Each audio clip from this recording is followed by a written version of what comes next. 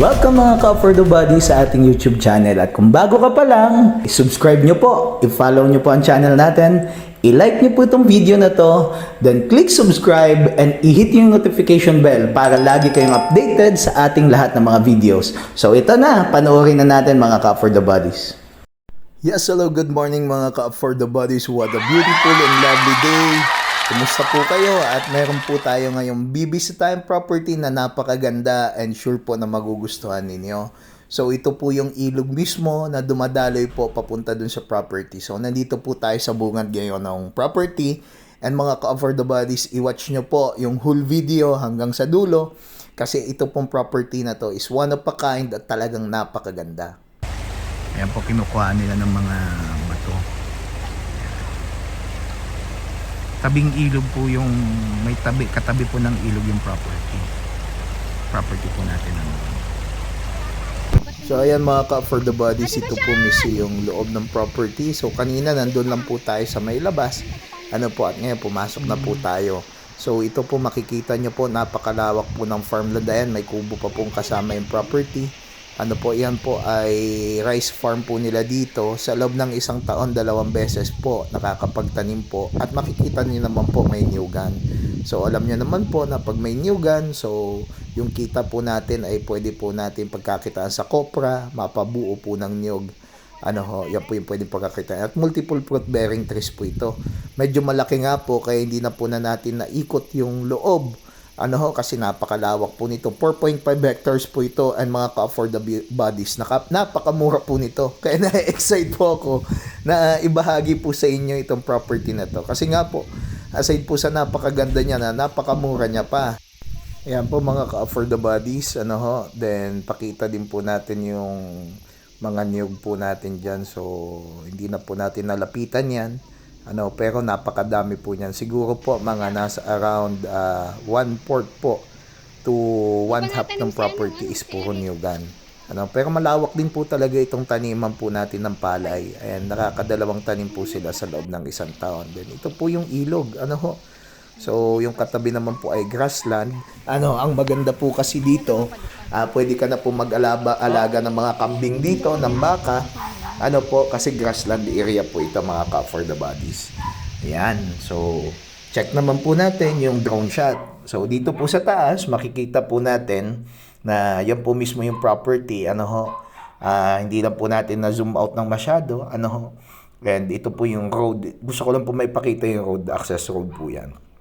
So galing po tayo sa National Highway po, papunta po dito sa mismong property is almost 3 kilometers po, 2 to 3 kilometers. Ayan po. Ang maganda sa property na to, napakamura. Kaya first come first serve po tayo. Tapos yung ilog, ayan. Ganda. Ang ilog. Linaw. Okay. May mga kumukuha po ng mga bato dito. Harap siguro panggawa ng bahay nila. So binabati ko po yung mga subscriber po natin. Na masugid po na nanonood po sa atin. Taghihintay. Marami nagtatanong, Sir, bakit bihira ka mag-posting ngayon? Kasi tayo po, masusi po natin chinecheck muna yung property bago po tayo mag-post. And syempre, naghahanap po tayo kahit medyo mga mahal na mga properties ngayon dahil si Afford the Land is affordable lands. Naghahanap po tayo ng mga property na talaga pong kayang-kaya ng bulsa, swak sa budget, at the same time, quality yung property. Ayan po mga ka-For The Bodies, palabas na po tayo at ipapakita ko po sa inyo yung ating dadaanan. Ipapass forward lang po natin ng medyo mabilis para at least po makita po ninyo. So stay tuned mga ka-For The Bodies. Tapusin nyo po yung videos para makita nyo po yung dinadaanan natin papunta dito sa property. Driving po tayo dyan. May dirt road po na dadaanan.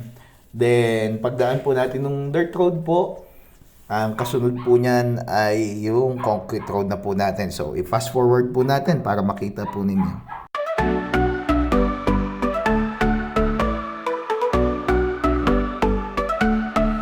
Mura at kalidad na serbisyo ang aming hatid sa inyo. Pamilya, trabaho o negosyo, alin man ay pwede dito. For the land, kalidad na trabaho, serbisyo garantisado.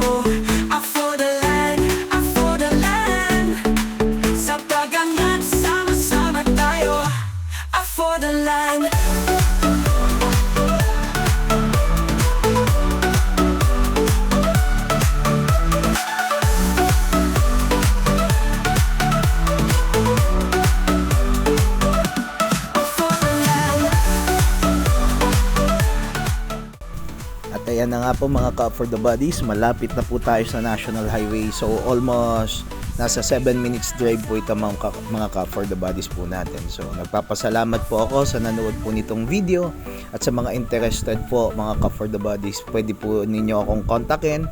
Andyan po yung contact number natin and contact details po sa upper right hand corner ng screen. At higit sa lahat, nagpapasalamat po ako sa lahat ng mga nanood nitong video, at sa uulitin mga Cup for the Buddies, subaybayan nyo po kami.